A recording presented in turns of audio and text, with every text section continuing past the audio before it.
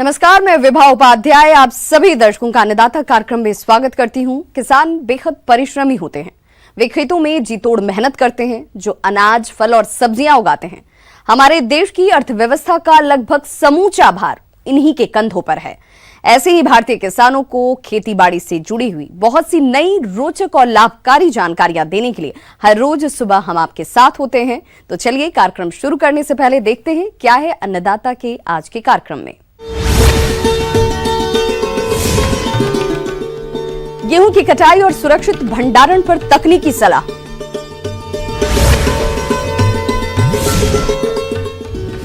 Solar pump set है सिंचाई के लिए उपयोगी।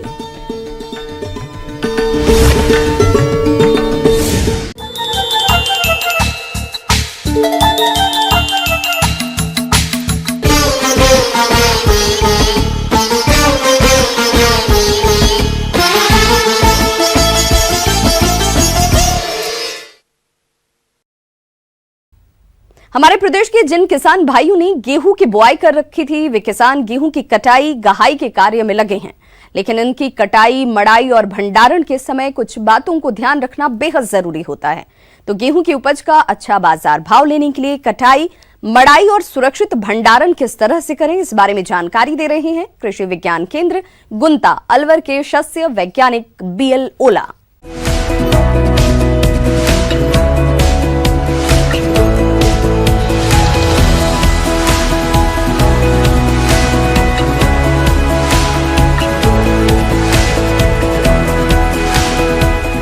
किसान भाई जब कटाई करते हैं तो अपने खेत में जाकर देखते हैं कि जब अपने फसल पूरी तरह सूख कर पीली पड़ जाए और उसका जब दाना एकदम पक कर के तैयार हो जाए तथा कठोर हो जाए, और अगर अपने खा करके उसमें मुंह से चबाएं तो अगर उसमें क्रैकिंग की आवाज़ आती है, तब अपने को समझना चाहिए कि फसल अपनी पक करके एकदम तैयार है और इसकी कटाई की जा सकती है। समय पे कटाई करने से अपने को जो बाली है उसके दाने छींट करके बिखर जाते हैं, वो नुकसान होता है, उससे अपने को बचाया जा सकता है। तो इस प्रकार से किसान भाई अपने खेत में जा कर के फसल की अवस्था को देख करके उसकी पकाव को, दाने का जो उसको कठोर अवस्था उसको देख करके चेक करके कटाई कर सकते हैं।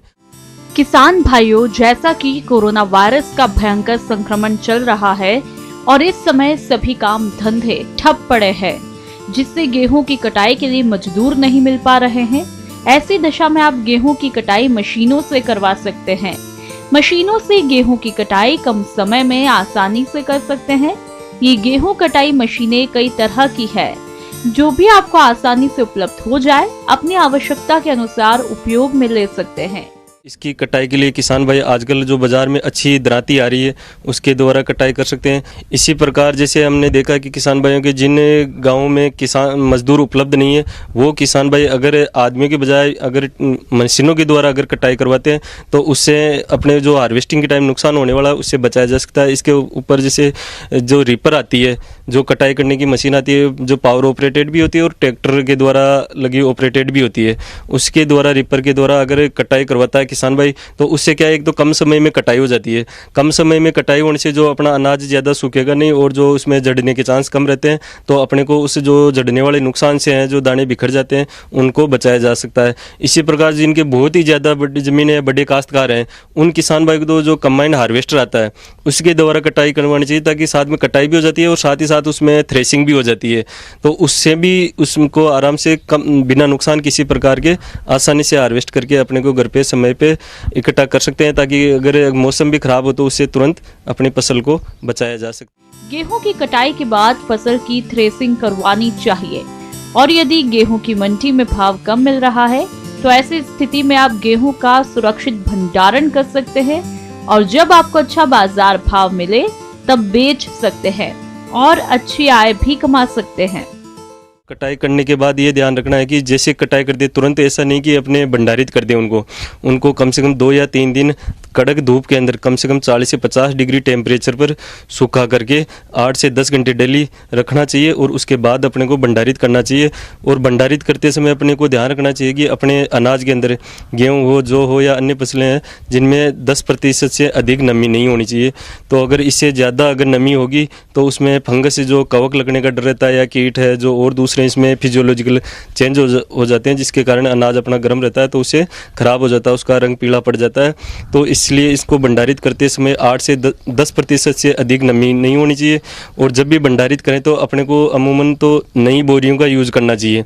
लेकिन जिन किसान भाइयों के पास पुरानी बोरियां हैं और वो सही है, फटी हुई नहीं है, तो उनको पहले उसमें मेलाथियन 50% के पाउडर से पानी में घोल बना करके उसको रख करके उसमें धो करके बाद में सूखा करके अच्छी तरह उन बोरियों के अंदर बनना चाहिए, ताकि उसमें लगने वाले जो फंगस या कीड़े हैं उनसे अपने अनाज को बचाया जा सकता है। और जहाँ भी अपने को अनाज को भंडारित करना है वो कमरा एकदम उसका जो फर्श है प्लेन होना चाहिए, पक्का होना चाहिए। अगर उसमें किसी प्रकार का कोई गड्ढा नहीं होना चाहिए, नहीं तो उसमें जब धोते हैं या पानी भर जाता है तो उससे अपना अनाज खराब होने के चांस रहते हैं। उसकी दीवारों को भी अपने को फ्यूमिगेशन या जो अपना मेलाथियन 50% वाला आता है, जिसका 1:100 के रेशियो में 3 लीटर पानी को पर 100 स्क्वायर मीटर के एरिया के हिसाब से उसको ट्रीट करके उन दीवारों को और फर्श को अपने उसमें ट्रीटेड करना चाहिए, ताकि किसी प्रकार की फर्श और दीवारों से फंगस नहीं लग सके। और साथ ही साथ इनमें दीवारों में या फर्श में किसी प्रकार के क्रैक नहीं होने चाहिए। इससे भी अपना अनाज जो नुकसान होता है भंडारित करने में उसको बचाया जा सकता है। जहाँ दीमक लगने की चांस हो उस जगह भी अपने को भंडारित नहीं करना चाहिए। और इस प्रकार के अगर जो अपने इन फ्यूमिगेशन होता है फोस्पिन के द्वारा, उसके अपने अनाज को उसे फ्यूमिगेशन के द्वारा भी कंट्रोल कर सकते हैं। जो सेल्फोस आती है उसकी 2 गोलियां प्रति 10 क्विंटल या 1 टन के हिसाब से रख करके अपने अनाज को सुरक्षित रख सकते हैं। और जहाँ जिन मकान में या कमरों में चूहा लगने का डर रहता है उसमें जिंक फॉस्फाइड की गोलियां रख करके भी अपने अनाज को आराम से सुरक्षित बचाया जा सकता है। किसान भाइयों, अभी तक आपने खेती से जुड़ी हुई बहुत सारी उपयोगी जानकारियां देखी। अब लेते हैं एक छोटा सा ब्रेक, जल्द लौटेंगे और कार्यक्रम में आगे भी है खेती बाड़ी से जुड़ी हुई बेहद महत्वपूर्ण जानकारियां, तो बने रहिए हमारे साथ।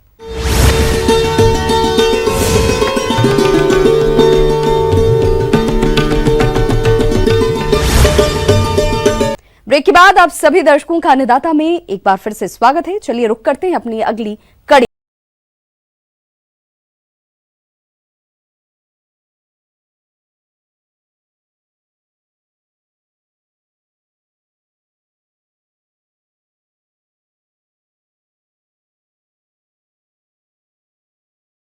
किसान भाइयों, कल के अंश में आपने देखा कि जयपुर के सफल किसान सुरेंद्र अवाना जो बहुत कम पानी में अच्छे खेत पर बहुवर्षीय घासों की कई प्रजातियां सफलतापूर्वक उगा रहे हैं। आज हम आपको दिखाएंगे उनकी देशी गायों की डेयरी, जहां देशी गायों की ब्रीड सुधार के साथ साथ उसे उन्नत व्यवसाय में तब्दील किया जा रहा है, जो आने वाले वक्त में बहुत ही लाभकारी साबित होगा।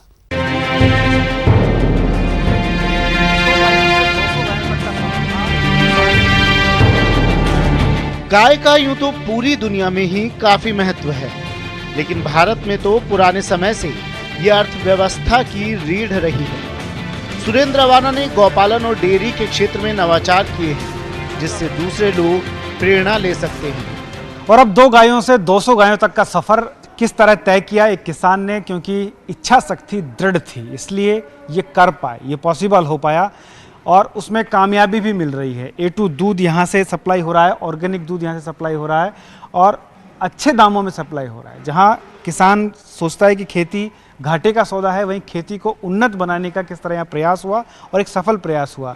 मैं ये जो गाय देख पा रहा हूँ, मैं ठीक कह रहा हूँ, 2 गायों से शुरू हुआ था सफ़र? बिल्कुल, 12 दिसंबर 16 को मैं 2 गाय लाया था और उसके बाद धीरे धीरे राजस्थान के 5 जिलों में, जयपुर है, चित्तौड़ है, अजमेर, भीलवाड़ा और टोंक में बहुतायत में पाई जाती है। मूल रूप से तो ये गुजरात की है, लेकिन गुजरात का और राजस्थान का क्लाइमेट है करीब करीब मिलता जुलता है, इसलिए ये गाय यहाँ सेट है। देसी गाय है तो 45 टेम्परेचर तक, 46 तक भी ये सर्वाइव कर जाती है। डेयरी के क्षेत्र में नवाचार करने वाले किसान सुरेंद्र अवाना सामान्य सोच से हटकर काम करते हैं। वो गायों की ब्रीडिंग करवाते हैं।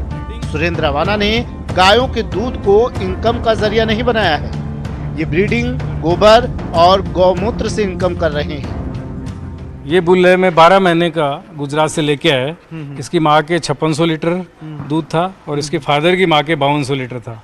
ये 100% गिर है। ये हाँ, क्या खास बात होती है, गिर को कैसे पहचानेंगे? इसकी देखिए, एक तो ये हेड है ना, ये चौड़ा है, आप पूरी थाली रख दो गिरेगी नहीं। और नंबर 2 इसके ईयर है ना जी, ईयर की इनकी नोक है, ये बिल्कुल यूं टच होती रहती है। और ये कलर में इसके बिल्कुल चिपक के जाएंगे। सींग बस थोड़ा बड़ा होगा ना ये, तो यूं घूम जाएंगे इसके, तो बड़ा और दिखने में भी सुंदर। हाँ। अब ये अभी 25वां महीना चल रहा है इसको। ये 3 साल का होगा तो 1 फीट इसकी ऊंचाई और हो जाएगी और 1 फीट लंबा होगा। और ब्रीड वाइज बहुत अच्छा है इससे ही। और ये जो काबरा खड़ा है दूसरा, इससे मैंने 20 बच्चे ले लिए। हाँ, और उससे तो इनकी ब्रीडिंग का मैन कम, ये जो बछड़ियाँ दिख रही हैं आपको, इनमें 14 बछड़ी हैं, वो प्रेग्नेंट हैं। अभी मैंने सेक्स सीमन भी लाया हूँ, वो भी यूज़ कर रहा हूँ। अक्सर फायदे के लिए बैलों को बेच दिया जाता है, लेकिन सुरेंद्र रवाना ऐसा नहीं करते। इन्होंने सांडों बैलों को भी खेती से संबंधित कामों में लगाया है, जिससे बैलों सांडों की कसरत भी होती है और इनका काम भी हो जाता है। और बैल से ही मैं पूरा ये चारा लेके आता हूँ। ऊँट भी है, ऊँट से और बैल से खेती भी करूँगा, चारा भी लाऊंगा, और ये जो इनकी एक्सरसाइज भी हो जाएगी और चारा की कोई कमी नहीं है। अब लोग कहते हैं कि उसको ऊँट के लिए लेबर ज़्यादा लगी, मैं कहता हूँ ये ट्रैक्टर को भी एक आदमी चलाता है और ऊँट को या बैल को भी आदमी चलाएगा, तो निराई गुड़ाई भी हो जाएगी और खरपतवार भी हट जाएगी, जुताई भी। हाँ बिल्कुल। जिस तरह से आप कह रहे हैं कि बैलों से भी काम करवाएंगे, ऊँट भी यहाँ काम करेंगे, तो जो इतनी सारी गायें आपके पास हैं उनसे जो मेल बुल जो होंगे, बड़े होंगे, मैं देखता हूँ कि अक्सर बुल्स बेच दिए जाते हैं और गाय ही रखी जाती है, तो वो स्टॉप लगेगा, बेचेंगे नहीं, उनको यहाँ इस्तेमाल करेंगे? देखो, मैं जब गाय लेके आया उसमें जो बछड़े थे साथ में, वो अच्छा सेवन के नहीं थे और बुल भी अच्छा नहीं था। तो वो देखिए आप वहाँ उस कोने के अंदर दिखाऊंगा आपको, उन्हीं को मैं तैयार कर रहा हूँ गाड़ी के लिए, और ये कुट्टी काटने और घानी के लिए यूज़ करूँगा। खेती और डेयरी में पानी की बहुत जरूरत होती है, लेकिन सुरेंद्र रवाना ने इसका भी प्रबंध किया है। सुरेंद्र रवाना से ही जानते हैं पानी का क्या प्रबंध किया है। अगली बार मैं 6 पौंड भरूंगा और ज़मीन से 1 बूंद पानी नहीं निकालूंगा। तो इस तरह से जो ये जीरो बजट है या जो कम खर्चा है, ये मैं आने वाले 1 साल के अंदर अंदर किसानों को और सरकार को सबको करके दिखाऊंगा। और ये अभी तो मैंने ये सेट जोड़ा है, वो वहाँ पाइप से नीचे जाने के बाद सीधा उस पौंड के अंदर पानी जा रहा है। और इस बार बारिश भी अच्छी हुई, दोनों पौंड बिल्कुल फुल भर गए थे। पानी के प्रबंध का ये तरीका बेहतरीन है। इसका इस्तेमाल दूसरे लोग भी करें तो कम खर्च में बहुत काम हो सकते हैं। जरूरत है ऐसी सोच की जो जीरो खर्च में बेहतरीन नतीजे दे। कैमरामैन बलबीर सिंह के साथ भंवर पुष्पेंद्र, न्यूज़ 18 जयपुर।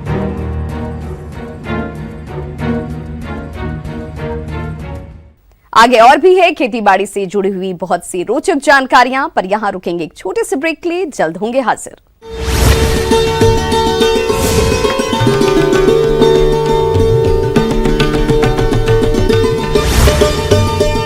ब्रेक के बाद एक बार फिर से आप सभी दर्शकों का अन्नदाता कार्यक्रम में स्वागत है। बढ़ते हैं अपने अगली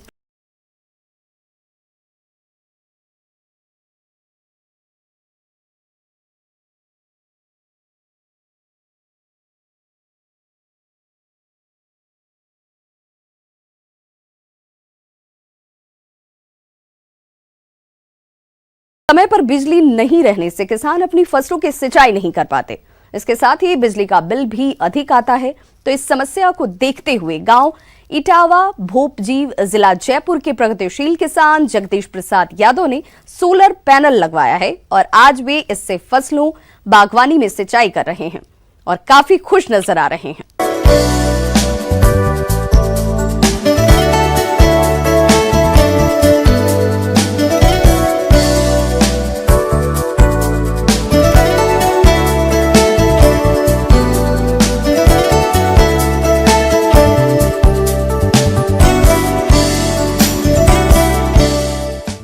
दिनों दिन बिजली की समस्या को देखते हुए मैंने ये सोलर के लिए फाइल लगाई है। तो बिजली की समस्या बहुत ज़्यादा है किसानों के लिए, विशेष रूप से कभी रात को देते हैं, कभी दिन को देते हैं, कभी नहीं भी देते हैं और लाइट कटौती के कारण परेशानी होती है। तो मैंने बिजली का कनेक्शन लेकर सोलर लगाने का ये प्लान बनाया है। तो इसके लिए मैंने 2018-19 में ये सोलर लगवाया है। इसकी कुल कीमत 3,35,000 रुपये के करीब होती है, जिसमें 75% सरकार की तरफ से सब्सिडी होती है। तो मेरा शेयर इसमें करीब 83,800 रुपये के करीब मेरा खुद का शेयर लगा है और ये 5 HP का मुझे कनेक्शन मिल गया है। और इसमें ये 5 HP की ये प्लेटें हैं, इसके साथ में मोटर आती है, सबमर्सिबल मोटर, उसका पाइप आता है, रस्सी आती है, केबल आता है और स्टार्टर वगैरह आता है। मैंने ये मैनुअल सेट लगवाया है, जिसे धूप की तरफ हाथों से करना पड़ता है। ऑटोमेटिक वाला भी लगाते हैं, उसमें 1,000-2,000 रुपये का फ़र्क आता है। बाकी मैंने ये मैनुअल लगाया है। सौर ऊर्जा सूर्य द्वारा प्राप्त एक अक्षय ऊर्जा है, जिसका प्रयोग बिजली बनाने में कई वर्षों से किया जा रहा है। इस तकनीक में बहुत से सुधार होते होते आज ये विद्युत उत्पादन का सरल एवं आसान तरीका बन गया है। सूर्य के प्रकाश को सोलर सेल द्वारा अवशोषित करके फोटो इलेक्ट्रिक विधि से सोलर विद्युत का उत्पादन होता है। इसे हम करंट के रूप में परिवर्तित करके सिंचाई जल निकालने में प्रयोग करते हैं। सूर्य से विद्युत उत्पादन हेतु एक मोटर, एक सोलर पैनल तथा एक दिखाए जा रहे ढांचे की निर्माण की आवश्यकता होती है। सोलर सेल, जो कि सिलिकॉन नामक धातु से बनाया जाता है, इसके ऊपर सूर्य किरणें जितनी ज्यादा पड़ती हैं, उतना ही ज्यादा विद्युत का उत्पादन होता है। यह सोलर पैनल 3 प्रकार के होते हैं। पहला मैनुअल, दूसरा स्टैंडर्ड और तीसरा ऑटोमेटिक ट्रैकर पैनल। तो ये बढ़िया काम दे रहा है। इसका सबसे बड़ा फ़ायदा तो ये हो जाता है कि एक तो बिजली का इंतज़ार नहीं करना पड़ता है, कभी रात को आती है, कभी नहीं भी आती है। और जो बिजली के बिल की जो बचत होती है वो हमारा बोनस है। दिन में जितना धूप पड़ता है उतना ही हमें पानी की ज़्यादा ज़रूरत पड़ती है और उसी हिसाब से सोलर भी जितना धूप पड़ती है उसी हिसाब से हमें ज़्यादा पानी देता है। तो वो भी एक मैचिंग सही बैठ जाती है हमारी फसलों के लिए। जब बादल वगैरह होते हैं, बरसात का टाइम होता है, तो हमें पानी की ज़रूरत नहीं पड़ती है, तो उसी वक्त सोलर भी पानी कम देती है। तो इस हिसाब से इसकी मैचिंग किसानों के लिए बिल्कुल फिट बैठती है। और इसका सबसे बड़ा फायदा यह है कि देश के लिए हम बिजली की बचत कर रहे हैं। अगर आपकी विद्युत मोटर 2 हॉर्स पावर की है तो उसे 2 किलोवाट के सोलर पैनल से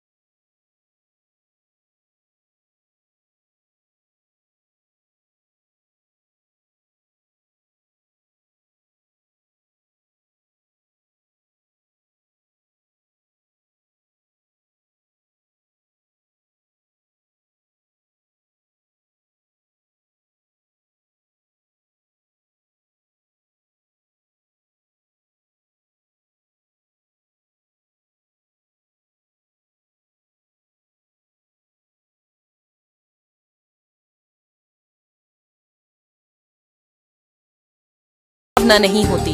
किसान भाइयों, सोलर पंप न केवल बिजली की अनिश्चितता से बचाता है, बल्कि विद्युत बिल व डीजल द्वारा सिंचाई में आने वाले खर्च को भी बचाता है। रख रखाव का कोई ज़्यादा इसमें खर्चा नहीं होता है। ज़्यादा से ज़्यादा हमें बस प्लेटों पर धूल मिट्टी रुक जाती है, तो उसे हम टाइम टू टाइम साफ करना पड़ता है 2-4-5 रोज से।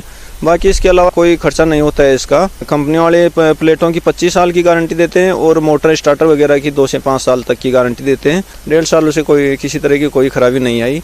और पानी का है तो ये 100 मीटर तक की गहराई तक आराम से बढ़िया काम करता है।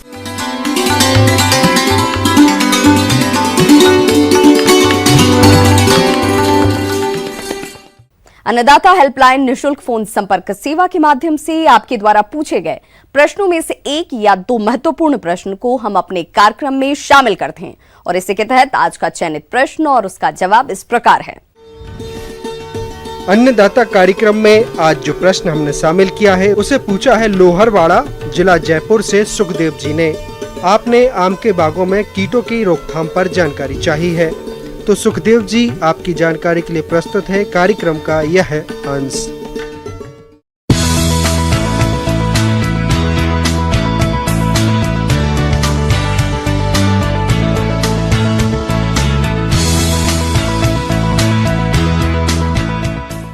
आज हम आम में लगने वाला और आम में क्षति पहुंचाने वाला कुछ महत्वपूर्ण कीट के बारे में जानकारी देने का कोशिश करूंगा। सबसे पहले जिस कीट का जिक्र हम करना चाहते हैं वो है आम का मधुआ कीट। ये मधुआ कीट, इसका वयस्क एवं शिशु आप देखते होंगे डंठल से बहुत भारी मात्रा में रस चूस के क्षति पहुंचाता है। आम का गुजिया कीट, ये सफेद रंग का चपटे आकार का कीड़ा आम की बौर तथा पत्तियों का रस चूसता है। फलस्वरूप पत्तियां तथा बौर सूख जाते हैं। इनकी मादा गर्मी के दिनों माह जून में पेड़ से उतरकर जमीन के अंदर लगभग 15 सेंटीमीटर गहराई में अंडे देती है। इन अंडों से दिसंबर जनवरी में बच्चे निकलते हैं और 2-3 दिन बाद ये पेड़ पर चढ़ना प्रारंभ कर देते हैं और फूल एवं फल का रस चूसना प्रारंभ कर देते हैं। फूल आने से पहले आपको एक स्प्रे करना चाहिए इमिडाक्लोप्रिड। इसका डोज होगा 1 ml प्रति 3 लीटर पानी में, या थायामिथोक्साम 1 ग्राम प्रति 3 लीटर पानी के हिसाब से।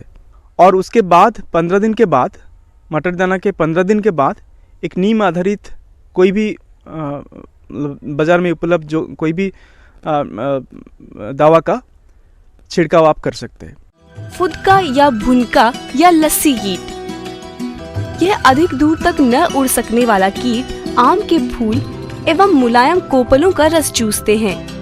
परिणाम स्वरूप फूल सूख जाते हैं। अधिक प्रकोप होने पर ये कीड़े काली फफूंदी, ब्लैक सूटी मोल्ड नामक बीमारी को जन्म देते हैं। रोकथाम हेतु 2 से 3 छिड़काव मोनोक्रोटोफास 0.5% आधा मिली दवा 1 लीटर पानी का छिड़काव करें, या रोगार 0.1% 1 मिलीलीटर दवा 1 लीटर पानी घोल का छिड़काव करें। और दूसरा महत्वपूर्ण कीट जिसके बारे में हम जिक्र करना चाहते हैं वो है आम में लगने वाला फल मक्खी। ये फल मक्खी आप जानते हैं कि फल आने के बाद फल के अंदर अंडा देती है और उस अंडा से जो लार्वा निकलता है, मैगोट निकलता है, वो मैगोट अंदर खाते रहते हैं और फल पकने से पहले गिर जाता है। जिसके लिए आपको एक ही उपाय है, वो है फेरोमोन ट्रैप लगाना, और उसका मात्रा होगा 15 से 20 फेरोमोन ट्रैप प्रति हेक्टर के हिसाब से। और उसके बाद आप जब फल मक्खी लगने लगेगा, फेरोमोन ट्रैप में एक केमिकल दवाई रहता है एक तरह से, जो इसका मतलब मेल को, मतलब फल मक्खी का जो पुरुष होता है उसको आकर्षित करके फंसाता है और उसको मारता भी है।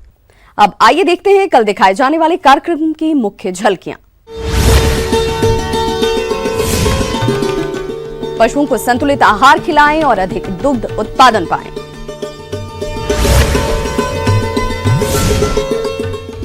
कड़कनाथ मुर्गी पालन है अच्छी आय का जरिया। किसान भाइयों, अन्नदाता आपकी सेवा के लिए संकल्परत है। कृषि संबंधित समस्या और सुझावों के लिए आप हमें इस पते पर संपर्क कर सकते हैं। प्रोड्यूसर अन्नदाता, न्यूज़ 18।